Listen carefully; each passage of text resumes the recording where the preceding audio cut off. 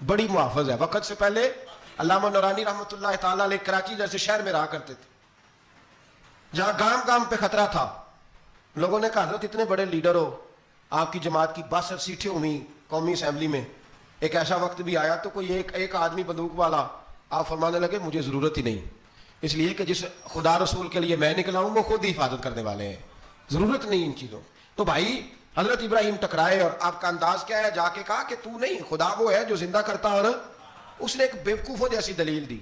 ایک آدمی کو کل پھانسی دینی تھی تو اس کو بلایا, کہنے لگا تجھے کب پھانسی ہے, اس نے کہا کل, کہنے لگا جا تجھے ذات کی زندگی دی, اس کو چھٹی دے دی. ایک عام آدمی بیچارہ بیٹھا تھا, اس کو پکڑ کے نا کہنے لگا اس کی گردن اڑا دو, کہنے لگا دیکھ لو میں بھی زندہ کرتا اور مارتا ہوں, وہ جو کل مرنے والا تھا میں نے زندہ کر دیا ہے, اور جس کو پتہ ہی نہیں تھا کہ میں نے مرنا ہے اسے پکڑ کے میں نے مار دیا ہے. یہ بیوقوفوں جیسی دلیل ہے. حضرت سیدنا ابراہیم علیہ السلام چاہتے تو اسی وقت دلیل توڑ دیتے کہ تو کیا بیوقوفوں جیسی بات کر رہا ہے, اگر تو زندگی دیتا ہے تو مرے ہوئے میں جان ڈال کے دے جس کو تو نے مارا ہے. لیکن حضرت ابراہیم نے دیکھا کہ بیوقوف ہے, بیوقوفوں سے بحث نہیں ہوتی, دلیل بدل لی جاتی ہے, ان کی عقل کے مطابق بات کی جاتی ہے. حضرت ابراہیم فرمانے لگے میرا رب وہ ہے جو سورج مشرق سے نکالتا ہے اور مغرب میں غروب کرتا ہے, تو اگر رب ہے تو مغرب سے نکال کے مشرق میں غروب کر. فبہت الذی کفر, کافر لاجواب ہو گیا, اس کے پاس اس چیز کا کوئی جواب نہیں تھا. علامہ اسماعیل حقی نے خوبصورت فقرہ لکھا ہے, خوبصورت جان ڈال دی ایک جملہ کہہ کے. حضرت سیدنا علامہ اسماعیل حقی رحمۃ اللہ علیہ فرمانے لگے چونکہ نمرود بیوقوفوں جیسی باتیں کر رہا تھا, اگر وہ یہ کہہ دیتا نا کہ میں سورج کو نکالتا ہوں مشرق سے,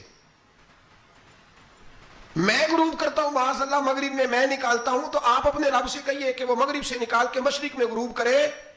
علامہ اسماعیل حقی فرماتے ہیں رب کریم کی آواز قدرت تھی, مالک حضرت ابراہیم علیہ السلام کے اس, اگر وہ کہہ دیتا اور حضرت ابراہیم دعا کر دیتے تو رب کریم نے فرشتوں کو تیار بٹھایا ہوا تھا.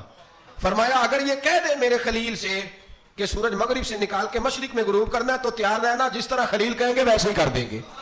واتخذ اللہ ابراہیم خلیلا, ابراہیم ہمارا دوست جو ہوا, جیسے کہے گا ویسے کر دیں گے. حضرت سیدنا ابراہیم علیہ السلام کی باتوں کا جب جواب نہ دے سکا, دلیل نہیں بندہ دیتا پھر لڑائی کرتا ہے, پھر جھوٹے موٹے اعتراض کرتا ہے. دلیل ختم ہوتی ہے تو لوگ ذاتیات پہ اترتے ہیں, کہتے ہیں یہ کھانستا صحیح نہیں, دیکھتا صحیح نہیں. دلیل ختم, اب ذاتیات پہ اترے, کہنے لگے مجھے پتہ چلا ہے کہ یہ فلانی جگہ گیا تھا تو وہاں جا کے اس نے اس طرح کیا ہے. پھر لوگ ذاتیات پہ اترتے ہیں, جب دلیل کا جواب دلیل سے نہیں دے پاتے پھر ذاتیات پر اتر کر حملے کرتے ہیں. حضرت ابراہیم کے دلائل کا جواب نمرود نہ دے سکا تو کہنے لگا کہ اس کو آگ میں ڈال دو. قوم گئی ہوئی تھی ساری, آپ نے بات سنی ہوئی ہے, میں نے صرف اشارہ دینا ہے, میلے پہ. تو حضرت سیدنا ابراہیم علیہ السلام نے سارے بت توڑ دیے, کلاڑا بڑے بت کی گردن پہ رکھا. واپس آئے, کہنے لگے بت کس نے توڑے ہیں, تو فرمایا اس سے پوچھ لو جس کی گردن پہ کلاڑا ہے. کہنے لگے یہ تو بول ہی نہیں سکتا, تو فرمانے لگے بڑے بیوقوف ہو جو بولتا ہی نہیں, سنتا ہی نہیں, اپنا آپ نہیں بچا سکتا, اس کی پوجا کرتے ہو.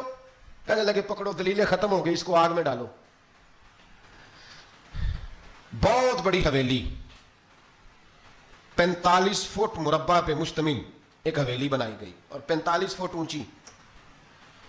مختلف روایات, علامہ اسماعیل حقی کہتے ہیں کہ 3 مہینے تک نمرود نے کہا کہ اس کے اندر لکڑیاں ڈالو.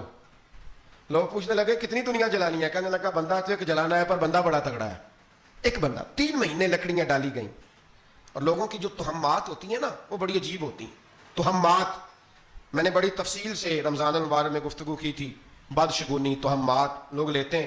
اس وقت بھی لوگ تہمات کا شکار ہو گئے, عقیدہ